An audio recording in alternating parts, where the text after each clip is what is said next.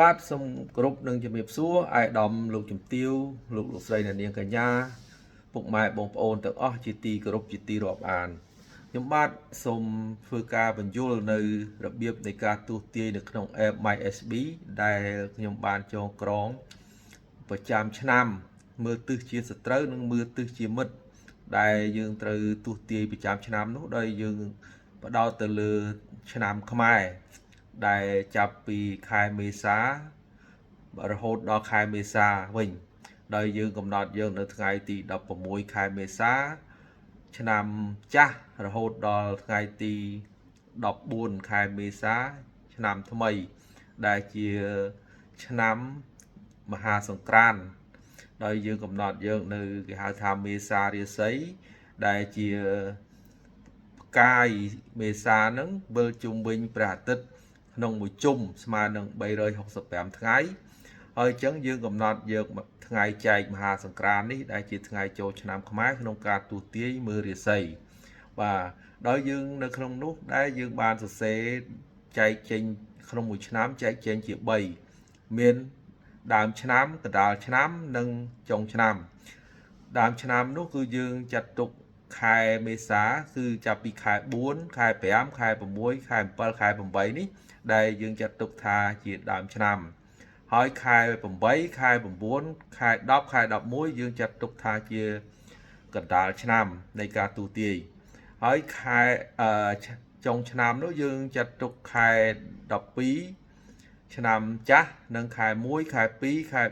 3ឆ្នាំថ្មីដែលយើងចាត់ទុកថាជាចុងឆ្នាំនៃការទស្សន៍ទាយនេះបាទនៅក្នុងនោះដែរក៏ខ្ញុំបានចងក្រងទៅតាមខែនីមួយៗនោះដែលមាន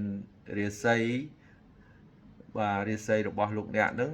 គឺមានរាសីឡើងឬក៏រាសីជួបទុក្ខលំបាកមានគ្រោះមានអីដែលត្រូវយើងប្រុងប្រយ័ត្នបាទអញ្ចឹងដែរនៅក្នុងការទស្សន៍ទាយនេះយើងបែងចែកអញ្ចឹងទៅតាមពីឆ្នាំជូតរហូតដល់ឆ្នាំកុរហើយទិសជាមិត្តនោះនៅទិសខាងណាហើយមានឆ្នាំអ្វីខ្លះនិងទិសជាសត្រូវនោះមានឆ្នាំអ្វីដែលជាសត្រូវនឹងគ្នានោះក្នុងន័យនេះយើងដើម្បីទី1យើងដើម្បីសហការងាររកស៊ីដើម្បីយើងត្រូវមើលទិសជាមិត្តទិសជាសត្រូវនេះហើយទី2គឺយើងមើលប្តីប្រពន្ធខ្លះគោពេលដែលយើងវិលដល់ជុំដូចថា8ទៅ9ឆ្នាំជួបម្ដងអញ្ចឹងបើយើងវិលដល់ទិសជាសត្រូវហ្នឹងសំបីតែប្តីប្រពន្ធក៏ឆ្លោះគ្នាបើសិនតែយើងបានដឹងហើយយើងគួរតែប្រុងប្រយ័ត្នហើយយើងគួរអត់ឱនឲ្យគ្នាដើម្បីជៀសវាងកុំឲ្យមានការលែងលះគ្នា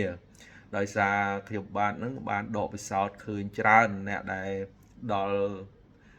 ទិសជាមិត្តនិងទិសជាសត្រូវនេះគឺមនុស្សម្នាក់ច្រើនតែឆ្លោះទាស់តែងអ្នកខ្លះរហូតដល់លែងលះគ្នាក៏មានដែរតែអ្នកខ្លះទៀតបើសិនជាមានការអត់ឱនគ្នាទៅវិញទៅមកទៅឃើញថាយើងផុតតែមួយឆ្នាំហ្នឹងទៅយើងអាចមកជាល្អវិញហើយมันលែងលះគ្នាទេបាទអញ្ចឹងដែរសំខាន់ខ្ញុំធ្លាប់ដកពិសោធន៍ឃើញថាសំខាន់នៅក្នុងការទស្សន៍ទាយទិសជាមិត្តនេះទិសជាមិត្តនិងទិសជាសត្រូវនេះឃើញថាឆុតណាស់ដោយសារក្បួននេះជាក្បួនរបស់ពីភេកហោរាដែលជាគ្រូទស្សន៍ទាយនាសម័យនគរលង្កាបាទគេហៅពីភេកទោះឯកនឹងខបរិមស្ដេចចទល់នឹងសដាពលៈកើតអនឹងរាហូហលមានលើលុតទល់នឹងរៀបចឹងដែរក្នុងន័យនេះគឺយើងមានរឿងរាមកេរ្តិ៍បាទរឿងបរិមរឿងពលៈនេះគឺមានតួអង្គពីភេកនេះដែលជាស្ដេចយក្សបាទជាប្អូនរបស់ស្ដេចយក្សក្រុងរាពណ៍នៅនគរលង្កាបាទហើយពីភេកជាគ្រូហោរាសាស្ត្របាទក្នុងការទស្សន៍ទាយឆុតណាស់ហើយនៅក្នុងនេះដែរក៏ខ្ញុំបានលើកយកនៅចំណុចដែលទិសជាមិត្តទិសជាសត្រូវនេះហើយខ្ញុំបានសរសេរទិសជាមិត្តឆ្នាំអីខ្លះអញ្ចឹងទៅបាទមានអាយុប្រមាណមនុស្សស្រីផ្សេងមនុស្សប្រុសផ្សេងអញ្ចឹងទៅទិសជាសត្រូវមានឆ្នាំអីដែលជាសត្រូវមួយយើងមានមនុស្សស្រីអាយុប្រមាណមនុស្សប្រុសអាយុប្រមាណយើងសរសេរនៅក្នុងឯកសារនេះជា PDF បាទ ខ្ញុំបាទក៏សូមគោរពថ្លែងអំណរគុណដល់អាយដាមលោកជំទាវលោកស្រីនិងនាងកញ្ញាដែលបានចូលមកទូទាយនៅក្នុង app របស់ខ្ញុំបាទសូមគោរពថ្លែងអំណរគុណនិងជូនពរឲ្យ